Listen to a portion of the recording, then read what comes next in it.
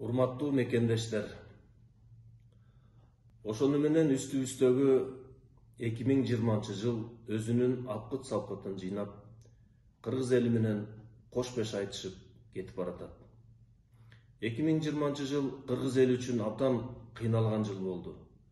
Чоң сыноолорду алып келген жыл болду. Дүйнөнү каптаган коронавирус пандемиясы алакандай кыргыз мамлекетибизди дагы каптап, үстүнөн жаап, элибизди чоң кыйналууга такады. Албетте, 2020 жылдагы өлкө башчысы, анын өкмөт башчылары, анын жандоочулары өзүлөрүнүн менеджер эмес экендигин көрсөттү, шалаакылыгын көрсөттү, иш билгиге көзү жетпегендигин көрсөттү. Дегеним, үстүбүздөгү жылы март айынан баштап пандемия менен күрөшөм деп, Дүйнөлүк валюта фондунан, Азия өнүгүү банкынан, Ислам өнүгүү банкынан, Дүйнөлүк валюта фондунан жана башка эл аралык финансы институттарынан жалпы жону $877 миллион алып, ошонун ичинен пандемия менен күрөшкө болгону 3%-ын гана коротуп, калганын талкалап жеп жок кылып баса беришти. Анын аркасы менен кыйналган кыргыз элинде 2000-ге жакын адам дүйнө салды.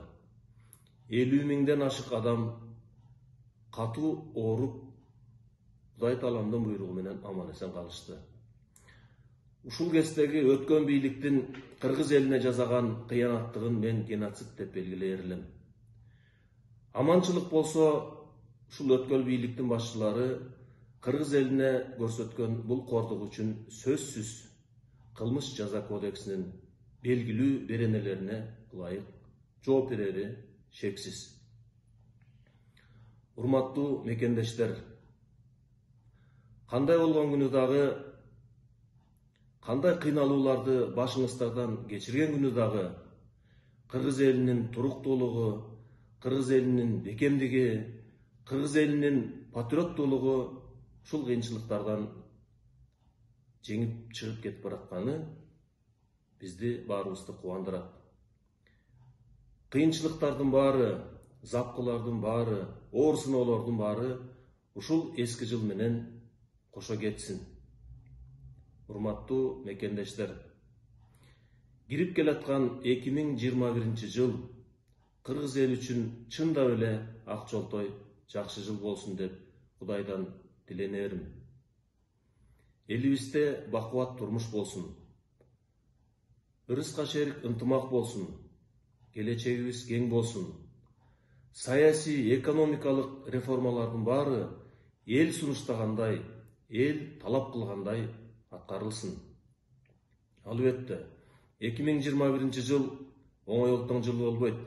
Себеби Кыргызстан дефолттук акыбалга келип такалдык. Мамлекеттик бюджетибизде сокур тыйын жок. Пенсиондук фонддо сокур тыйын акча жок. Инвестициялык климатыбыздын баары абдан 10 жылдап артка кеткен маал. Ошондуктан 21 жылы дагы белибизди бекем бууп, биргеликте, ынтымакта ушул кыйынчылыктан чыгабызбы деп ойлоймун. Ушул кирип келген 21 жылда Кудай Таалам баардыгыңыздарды аман-эсен кылсын. Үй бүлө, бала бакыра, ага тууган жерге жээк менен аман-эсен болуп, колубуздан келген жакшылыктарды бири-бирибизге бөлүшүп, биргеликте ушу жаңы жылыбызды ак жолтой болсо экен деп тилеп тосуп алалы. Майрамыңыздар менен келе жаткан